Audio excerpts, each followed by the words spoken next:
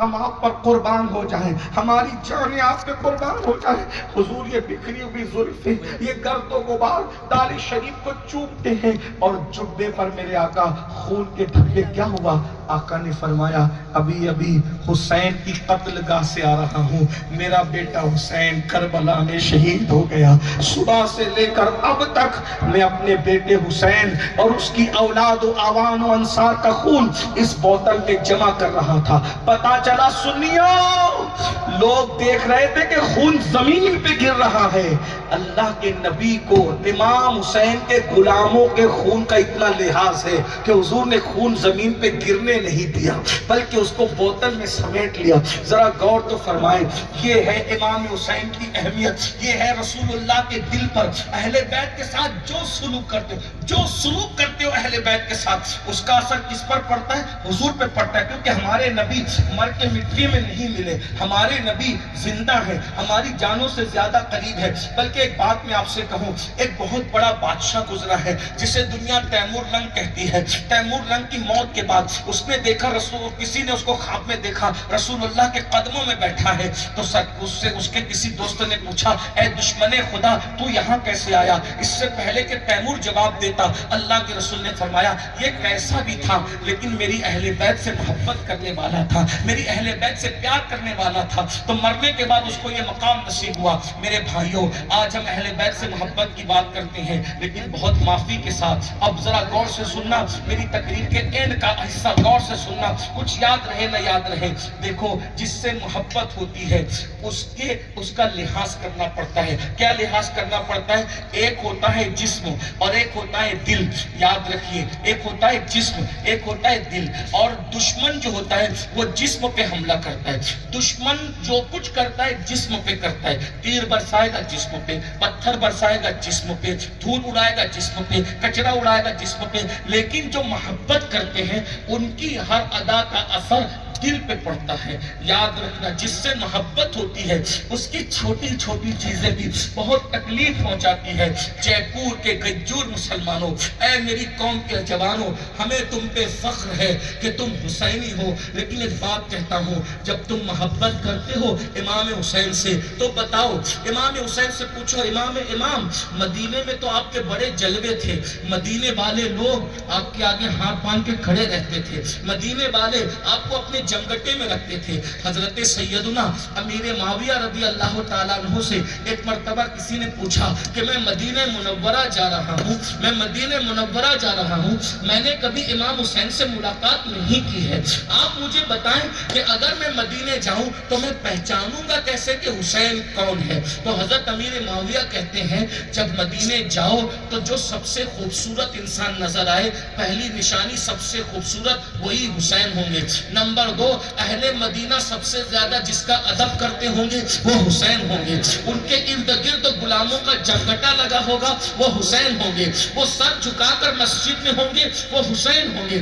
آپ بتائیں کہ یہ نشانی حضرت امیر بتا رہے ہیں، حضرت امیر معاویہ بتا رہے ہیں۔ اللہ اکبر، توجہ فرمائیں، غور فرمائیں۔ اب آپ سے پوچھتا ہوں، ہم نے محبت کی ہے، آخر پوچھو اتنی عزت تھی مدینہ منورہ میں کہ لوگ پیدل نہیں چلنے دیتے تھے، اتنا احترام تھا مدینہ منورہ میں کہ بچوں کو بھی پیدل نہیں چلنے دیتے تھے۔ جب غازی عباس اور شہزادہ علی اکبر دونوں مل کر مدینے کے بازار میں آتے تھے تو بھیڑ لگ جاتی تھی نبی کے شہزادوں کو دیکھنے کے لیے، یہ محبتوں کا ماحول تھا۔ لیکن مدینہ طیبہ کی راحتیں چھوڑ کر کربلا کے ریگزاروں پر کیوں آئے؟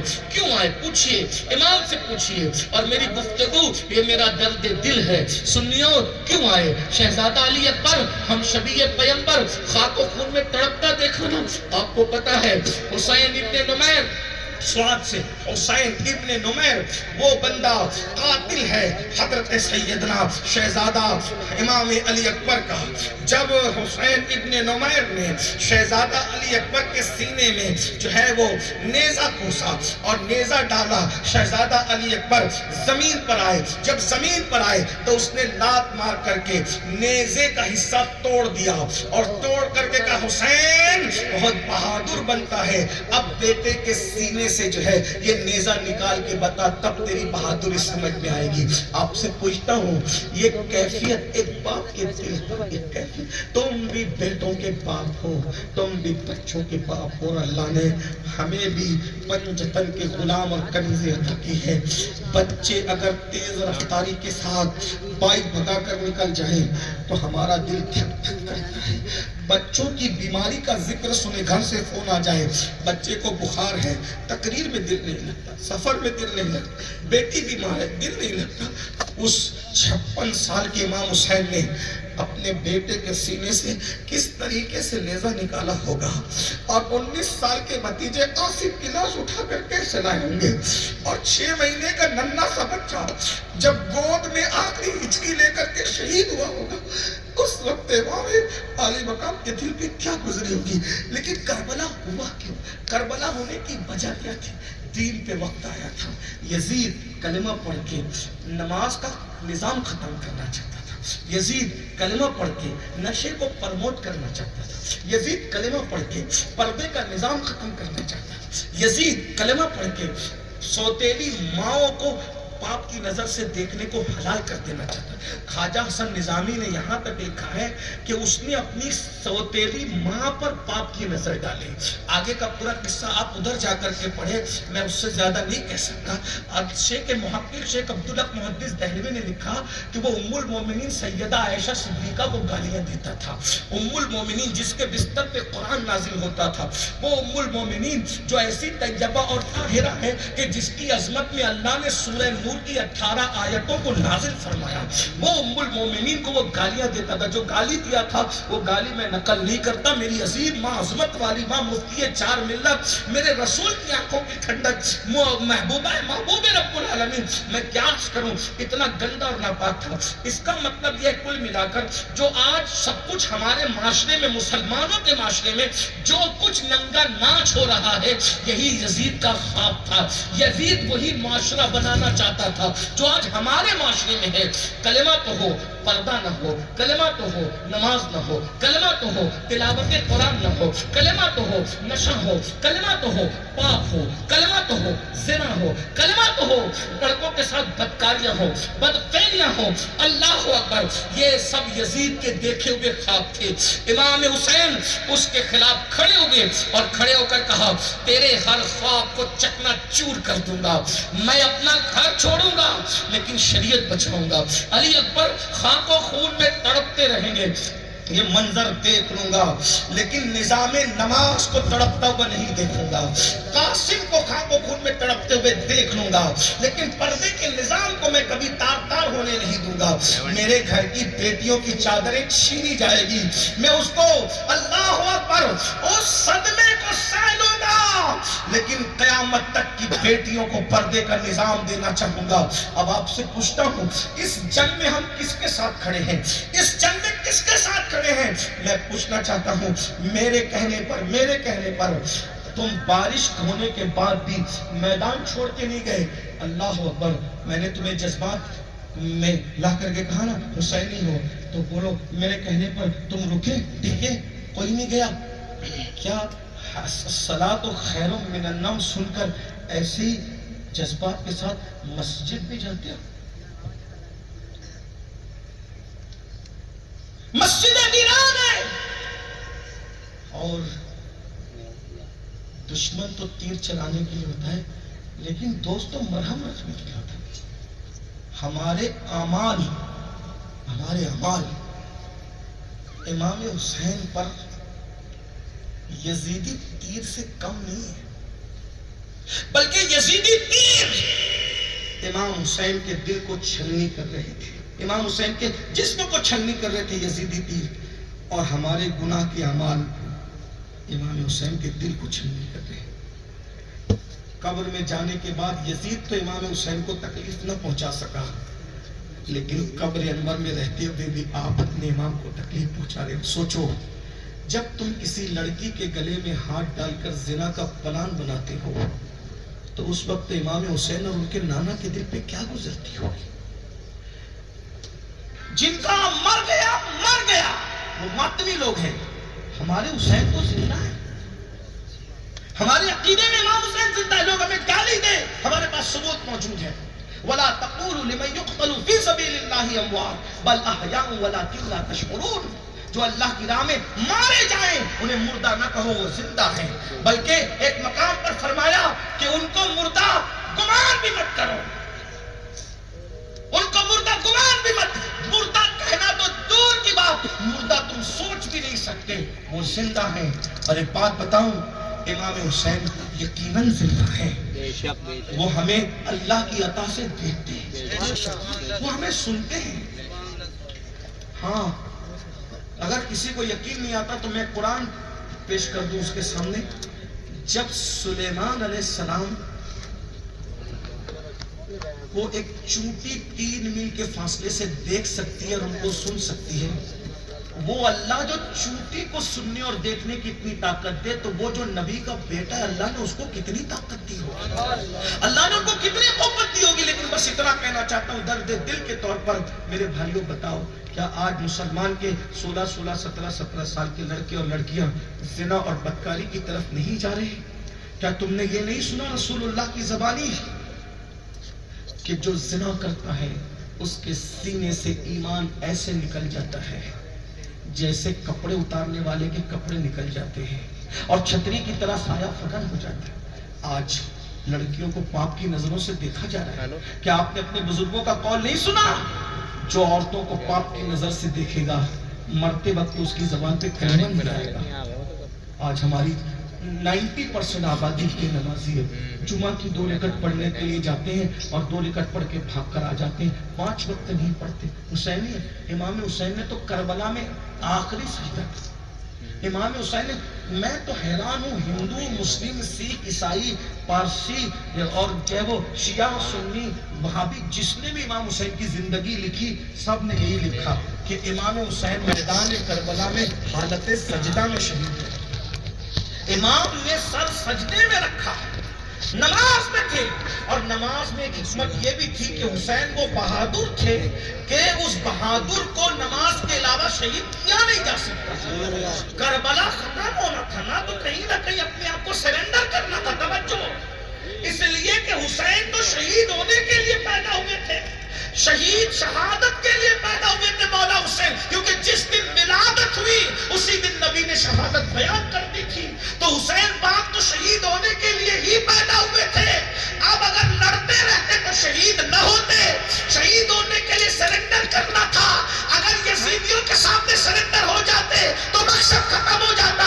تو پھر شہید بھی ہونا ہے، سرنڈر بھی ہونا ہے تو یزیدیوں کے سامنے نہیں، وحدہ شریف کے سامنے سر رکھ کر کے امام نے اپنے آپ کو اللہ کے سپرد کر دیا اور بتا دیا کہ میری اور میرے لوگوں کی پہچان نہ ڈھول ہے، نہ تاشا ہے، نہ ناچ ہے، نہ گانا ہے، نہ ماتم ہے، نہ بال نوچنا ہے، نہ چہرے پہ تماچے مارنا ہے. ہماری نشانی سجدہ ہے. جو سجدہ کرے گا وہ میرا ہے، جو سجدہ نہیں کرے گا وہ میرا نہیں ہے. اب بتاؤ آپ کس کے ساتھ ہو؟ اللہ کے رسول علیہ السلام نے فرمایا میں تو حیران ہوں میری قوم کب سمجھے گی. اللہ کے رسول فرماتے ہیں اے ابو ہریرہ، جو نماز نہیں پڑھتا اس کو صدقہ اور زکوٰۃ بھی مت دیا کرو. جو نماز نہیں پڑھتا اس کے ساتھ اٹھا بیٹھا مت کرو، کیونکہ اس پہ آسمان سے لعنت اترتی ہے. اور سابقہ کتب میں لکھا ہے کہ بے نمازی جب رستہ چلتا ہے تو کیڑے مکوڑے اللہ سے کہتے ہیں اللہ ہمیں حکم دے اس بے نمازی غدار کو ہم ختم کر دیں. زمین کہتی ہے مجھے حکم دے کہ میں اپنے اندر اس کو دھسا لوں. اللہ فرماتا ہے اگر مجھے اپنی رحمت کا خیال نہ ہوتا تو میں اس پہ بھی لعنت کرتا، اس کی 7 پشتوں پہ لعنت کرتا. یہ ہے بے نمازی. بے نمازی کو کہاں امان ملے گی؟ آج مسلمان کہتے ہیں پریشان ہے، بیٹی کو رشتے نہیں آتے، روزی کا مسئلہ، سب کہتے ہیں. اب مسئلہ کیسے حل کرنا چاہتے ہو؟ تعویذ دو، دعا کرو. علماء موجود ہیں، میں تمہیں نا امید کرنے نہیں آیا. آپ نماز چھوڑ کر کسی سے بھی دعا کرائیے، آپ کو کسی کی دعا کی برکت نہیں ملے گی. علماء موجود ہے کیونکہ حدیث ہے، صحیح ستہ کی حدیث ہے. آقا فرماتے ہیں کہ جو نماز چھوڑ دیتا ہے اللہ صالحین کی دعا سے اس کا حصہ ختم کر دیتا ہے. نماز چھوڑنے والے کو صالحین کی دعا میں کوئی حصہ نہیں ملتا. پھر آپ کیا کہتے ہو؟ پیر صاحب کی دعا میں اثر نہیں ہے. او اس کی دعا میں اثر ہے، اس کا اہل نہیں ہے. ماں کی دعا میں اثر نہیں ہے، ماں کی دعا میں اثر ہے تو اس کا رحم نہیں ہے، کیونکہ اللہ کے رسول نے فرمایا جو نماز چھوڑ دے گا اللہ نیکوں کی دعا سے اس کا حصہ ختم کر دے گا۔ پہلی بات تو تمہیں اور مجھے کسی کی دعا کی ضرورت بھی نہیں ہے، اگر نماز پڑھ لو نا تو آپ کو اور مجھے کسی کی دعا کی ضرورت بھی نہیں، کیونکہ میرے نبی اتنی دعا کر چکے ہمارے لیے، اب ہمیں کس کی دعا کی ضرورت ہے؟ اٹھتے بیٹھتے چلتے پھرتے امت کے لیے دعا کی۔ حجۃ الوداع کے موقع پہ حج میں پہنچے تو ہاتھ اٹھا کے دعا کرتے کرتے تقاضۂ بشریت جب غالب آیا تو ہاتھ تھک گئے تو پھر آپ نے ہاتھ نیچے کر لیا، مگر امت کے لیے دعا کرتے رہے۔ ہمارے نبی غلاف کعبہ پکڑ کر سجدوں میں کعبۃ اللہ کے اندر جا کر معراج پہ جا کر اللہ سے ہمارے لیے بہت مانگا ہے، سب کچھ مانگ لیا ہے، بس اس دعا کی برکت پانا چاہتے ہو تو نماز کی طرف آؤ، اور اگر نماز کی طرف نہیں آؤ گے تو اللہ کے رسول نے فرمایا، کیا فرمایا سنو، آقا فرماتے ہیں کہ جو نماز چھوڑ دے میں محمد اس سے بیزار ہوں، قیامت کے دن اس کا میرا کوئی وعدہ نہیں ہے، اس کے لیے میرا کوئی وعدہ نہیں ہے۔ میں اس بات پر آتا ہوں تو اپنے جوانوں سے کہتا ہوں، اگر مجھے یہ پتا چل جاتا جے پور کے لوگ یا سنی لوگ یا مسلمان مجھ سے کہتے کہ امین القادری تو ہم ایک ایک کے پیر کو پکڑ کر بول کہ ہم نمازی بن جائیں تو ہم نمازی بن جائیں گے، تو میں ایک ایک کے پیر پکڑ کے کہہ لیتا کہ نمازی بن جاؤ۔ وجہ بتاؤ، کیونکہ مجھے پتا ہے ہم نے جو روایتیں پڑھی ہے بزرگوں سے سنی ہے اس میں یہ آیا ہے کہ مولا علی نے فتویٰ دیا بے نمازی کافر، فاروق اعظم کا فتویٰ ہے بے نمازی کافر، عبداللہ ابن مسعود کا فتویٰ ہے بے نمازی کافر، اسی طرح سیدی اعلیٰ حضرت نے 100 زائد سے زیادہ صحابہ کا تذکرہ لکھا کہ 100 سے زائد صحابہ نے فتویٰ دیا کہ بے نمازی کافر، لیکن چونکہ ہم حنفی ہونے کی وجہ سے اس میں تعبیر کرتے ہیں، ہم ڈائریکٹ بے نمازی کو کافر نہیں کہتے، لیکن علماء سے پوچھو اللہ کے رسول فرماتے، آپ کہتے ہیں ہم سنی ہیں ہم حسینی ہم جنت میں جائیں گے، میں نے کہا کیسے جاؤ گے نماز چھوڑ کر، کیونکہ یہ حدیث صحیح ہے، اللہ کے رسول فرماتے ہیں جس نے جان بوجھ کر ایک وقت کی نماز چھوڑ دی اس کا نام جہنم کے دروازے پہ لکھ دیا جاتا ہے، اور جس کا نام جہنم کے دروازے پہ لکھ دیا جاتا ہے وہ جہنم کے اندر داخل کیا جائے گا۔ جب رسول اللہ نے کہہ دیا کہ بے نمازی جہنم میں جائے گا تو جائے گا، کیونکہ رسول اللہ نے جس کو جنتی کہا وہ جنت میں جائے گا، جس کو جہنمی کہا وہ جہنم میں جائے گا۔ حضور کہہ رہے ہیں کہ بے نمازی جہنم میں جائے گا، تو اب آپ بتائیں آپ کس منہ سے بے فکر ہو، کس سوچ میں پڑے ہو؟ ایک مرتبہ جہنم کے دروازے پہ نام لکھ جائے تو آقا فرماتے وہ جہنم میں جائے گا، ایک دن میں جس کا نام 5 وقت جہنم کے دروازے پہ لکھا جا رہا ہے، ذرا غور کریں اس کا ٹھکانہ کیا ہوگا۔ رحم کر لو اپنے آپ پر، رحم کر لو۔ اور جہاں تک قادری اور چشتیت کا معاملہ ہے یہ بات تو سنی کا بچہ جانتا ہے کہ اللہ کے سچے رسول صلی اللہ علیہ وآلہ وسلم نے فرمایا ہے، اللہ اکبر، میرے آقا صلی اللہ علیہ وآلہ وسلم فرماتے ہیں کہ اللہ کیا فرمایا، اللہ اکبر فرماتے جس کی نماز نہیں اس کا دین لا دینا لا صلاۃ لہ، اور کما قال الاسلام، کہ جس کی نماز نہیں اس کا دین نہیں ہے۔ یہاں ایک شخص آیا آقا سے کہنے لگا یا رسول اللہ آپ دین بتاتے ہیں میں دین قبول کر لوں گا لیکن یہ نہیں کروں گا یہ نہیں کروں گا۔ آقا نے کہا چلے گا، یہ نہیں کرے گا یہ نہیں کرے گا چلے گا، میں نماز بھی نہیں پڑھوں گا۔ چلا جا، جس کی نماز نہیں اس کا دین نہیں۔ نماز دین کے لیے، مسلمان ہونے کے لیے آپ کو نماز پڑھنی پڑے گی۔ سیدی اعلیٰ حضرت کے والد امام المتکلمین مولانا نقی علی خان علیہ رحمہ اپنی کتاب میں لکھتے ہیں کہ شافعی با شواف علماء کا یہ فتویٰ ہے بے نمازی مر جائے نا تو اس کی قبر مت بناؤ بلکہ مٹی برابر کر دو۔ اللہ کے رسول نے ایک مقام پہ فرمایا بے نمازی مشرکوں کی طرح ہے۔ اور اب سنیے ذرا بات آئی، یہ بات بہت بیان ہوئی ہے، شاید آج آپ کے دل پہ اثر ہو جائے، اللہ کرے کسی کے دل میں اتر جائے۔ آقا فرماتے ہیں بے نمازی قیامت کے دن فرعون کے ساتھ اٹھے گا، حامان کے ساتھ اٹھے گا اور ابی ابن خلف کے ساتھ اٹھے گا۔ یہ ابی ابن خلف کیا ہے؟ وہ دنیا کا وہ بدترین انسان ہے۔ حضور نے اپنی پوری زندگی میں صرف ایک ہی بندے کو قتل کیا ہے جس کا نام ابی ابن خلف ہے۔ سرکار علیہ السلام کے ہاتھ سے جو قتل ہوا ہے.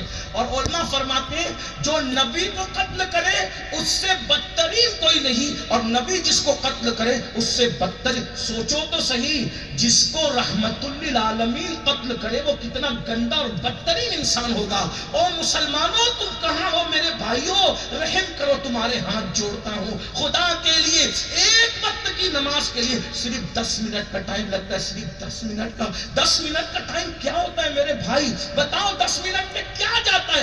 10 منٹ میں تو پان بھی نہیں کھا پاتے, 10 منٹ میں تو کھانا بھی نہیں کھا پاتے. اللہ اکبر. ابی ابن خلف جس کو نبی نے قتل کیا ہے اس کے ساتھ اٹھائے جاؤ گے, بے نمازیوں اس کے ساتھ, فرعون کے ساتھ, حامان کے ساتھ. اور میں نہیں کہہ رہا بد دعا کے طور پہ نہیں کہہ رہا, میں تو کہہ رہا اللہ تم پہ, ہم پہ رحم کرے, ہماری نسلوں پہ رحم کرے. میرے بھائیوں جو فرعون کے ساتھ اٹھے گا وہ کہاں جائے گا, جو بتاؤ حامان کے ساتھ اٹھے گا کہاں جائے گا, جو ابی ابن خلف کے ساتھ اٹھے گا کہاں جائے گا. مجھے تو صدمہ اس بات کا ہے کہ جلسہ کرنے والے جلسے کی مصروفیت میں نماز نہیں پڑھتے. اسی طریقے سے عاشورہ میں ہم محرم کی مصروفیتوں میں شربت بانٹتے بانٹتے نماز چھوڑ دیتے ہیں. میرے بھائیوں رسول اللہ نے جنگوں میں نمازیں پڑھی ہے, جنگوں میں. اور یاد رکھنا, کہتے ہو نا مسئلے حل نہیں ہوتے. ایک بات میں آپ سے کہتا ہوں, اگر تم واقعی مسلمان ہو, قرآن کو مان کے, حدیث کو مان کے, نبی کے فرمان کو مان کے مسلمان ہو, تو رسول اللہ فرماتے, بلکہ قرآن کی آیت ہے, آیت نہیں پڑھتا کیونکہ یہ آیت سجدہ, آیت سجدہ ہے, اس کا مفہوم پیش کرتا ہوں. اللہ فرماتا ہے سجدہ کرو اور اللہ کے قریب ہو جاؤ. اور حدیث میں آیا ہے کہ بندہ سب سے زیادہ اللہ کے قریب اس وقت ہوتا ہے جب بندے اور خدا